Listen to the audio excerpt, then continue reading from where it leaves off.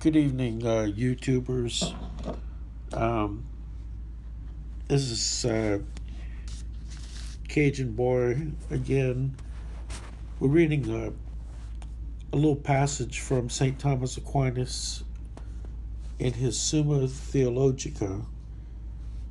I'm not quite sure what part it's in. It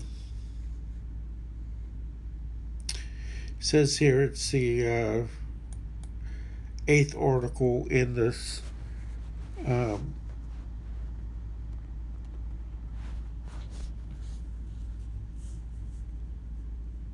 oh, here it is. I'm sorry. The first part of the second part, and it's treatise on the last end. Question 3, what is happiness? And you scroll down, the eighth article says whether man's happiness consists in the vision of the divine essence. Well, it's probably quite evident. Just common sense would tell you, common sense with faith would tell you that our last end is God. But here, Aquinas is giving a very strong foundation with reasons here why this is so. And I'd like to read it to you. He does start here on the contrary. He's giving a passage from the epistle of John, first letter of John. And he says, on the contrary, it says, when he shall appear, we shall be like him. And the Vulgate has because we shall see him as he is. And of course, that's taken from 1 John. And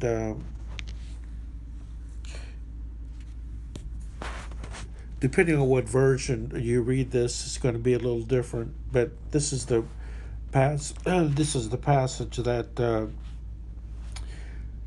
Aquinas was working with and has been translated by the Dominicans in this translation. So he goes on. I'm reading a direct quote here. He starts, I answer that final and perfect happiness can consist in nothing else than the vision of the divine essence. To make this clear, 2 points must be observed. First, that man is not perfectly happy so long as something remains for him to desire and seek. Secondly, that the perfection of any power is determined by the nature of its object. Now, the object of the intellect is what a thing is, i.e., that is, the essence of a thing, according to De Anima 3:6. That's on the soul. Wherefore, the intellect attains perfection insofar as it knows the essence of a thing. If, therefore, an intellect knows the essence of some effect, whereby it is not possible to know the essence of the cause, that is, to know of the cause what it is, that intellect cannot be said to reach that cause simply, although it may be able to gather from the effect the knowledge that the cause is.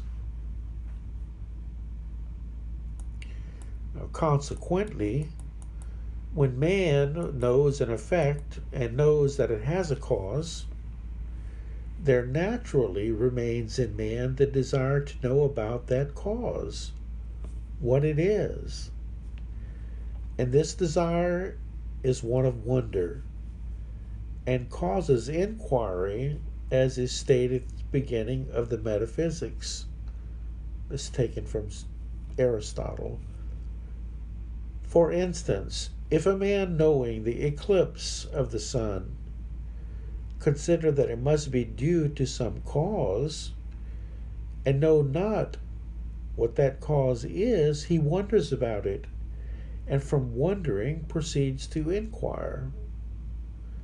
And nor does this inquiry cease until he arrive at a knowledge of the essence of the cause.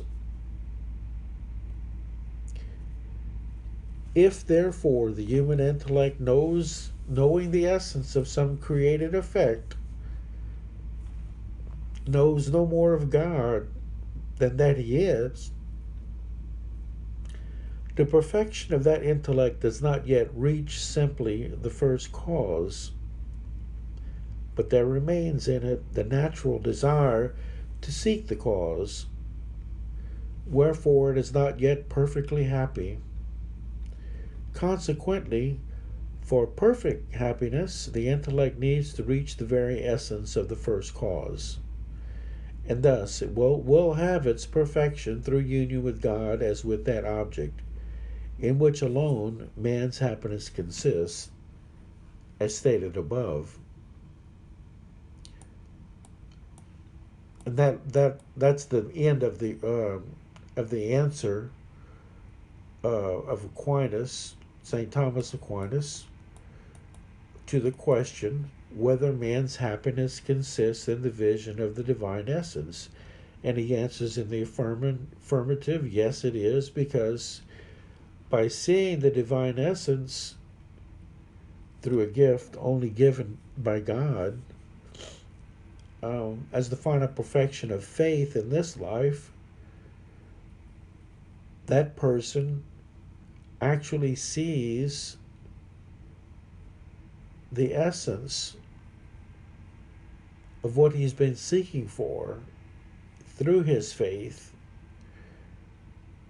because our faith, St. Paul says, it's like a dim mirror. We see, but we don't yet see fully. We see and we know something about what we assent to in our faith, which we profess every Sunday when we go to Mass, when we enter into prayer with God and we reflect on the divinely revealed truths. We are seeking the perfection of our faith.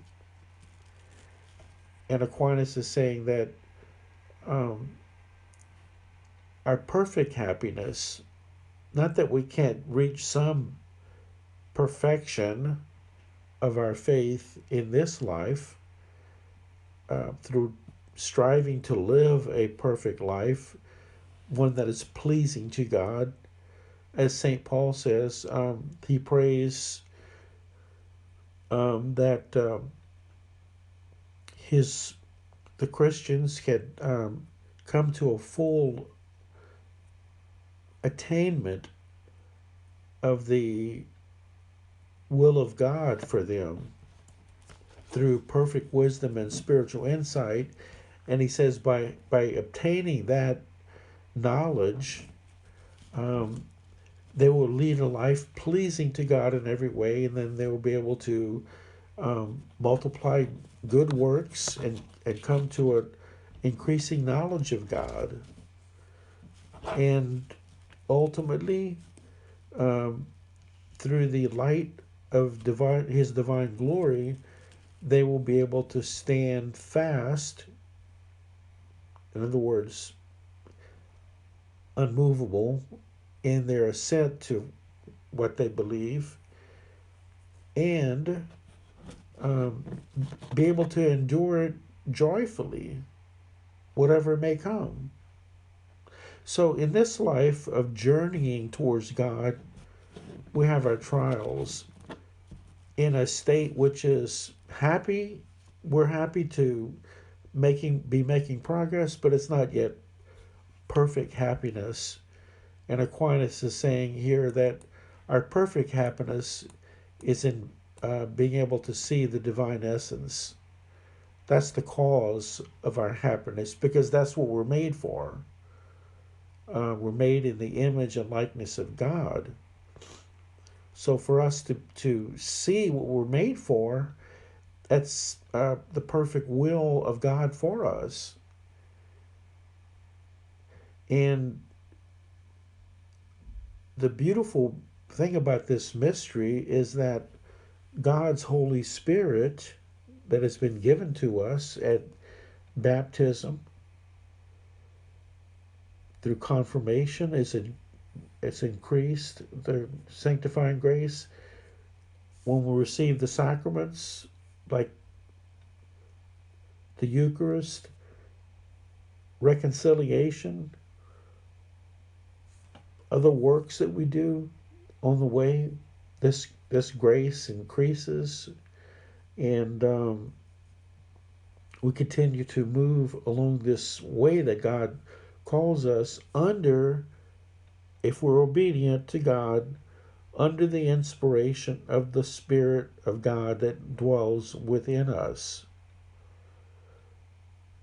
Now, this, of course, it takes a lifetime of dedication and uh, prayer and growing in our faith to come to some small understanding of what all this means to each one of us. But this is our faith. And Aquinas is saying that we can look forward in hope to this perfect happiness at our death, hopefully, if we're fit for the kingdom at that time, purified, we can see God, not to know Him as He is, but to understand that He is, as much as we have attained to that understanding of who He is. The Church teaches that even the blessed in heaven don't have a full, perfect understanding of the divine essence. I mean, that would take, you would have to have an infinite mind, infinite understanding, which no creature has. So now Mary has been raised up higher than any other creature. We can't say that of Jesus because Jesus is perfect, true God and true man. But Mary is a creature like us and all things, but she was immaculately conceived. So she's raised up highest than any other creature could ever be. But it helps us along the way. She can help us to attain this true understanding of who God is for us, to live our adopted sonship along the way. But anyway, I just wanted to, on reflecting on this, it's such a beautiful passage. How I got started on this passage, I was reading another work here by an author called General Reflections on the Biblical Background of the Thomistic Doctrine of Divine Filiation by Adoption. And you can Google this, Aquinas Divine Filiation, and I'm sure you could find it. But here in the very first page, this author is giving some verses that Aquinas uses throughout his works, and this one is from 1 John 3:2. Think of that love that the Father has lavished on us by letting us be called God's children. And that is what we are. So here on this passage that I've just been reading here, it's Aquinas begins this answer to whether the divine essence is our ultimate happiness by seeing the divine essence. He begins this On the contrary, with this particular passage from St. John, it's a very, very solid uh, answer to the question, and a perfect uh, uh, exegesis of what St. John wrote almost 2,000, more than 2,000 years ago to the Christians. So, anyway, just wanted to share that with you. I hope you found that helpful. I always do, to reflect on faith is always helpful to grow in it. And anyway, have a blessed evening, a blessed day. It's here close to midnight, but it will be Friday, the first week of Lent, in a few minutes here. So I'm going to upload this to YouTube, and I hope you find this helpful in your Lenten reflections. Signing out, Cajun Boy.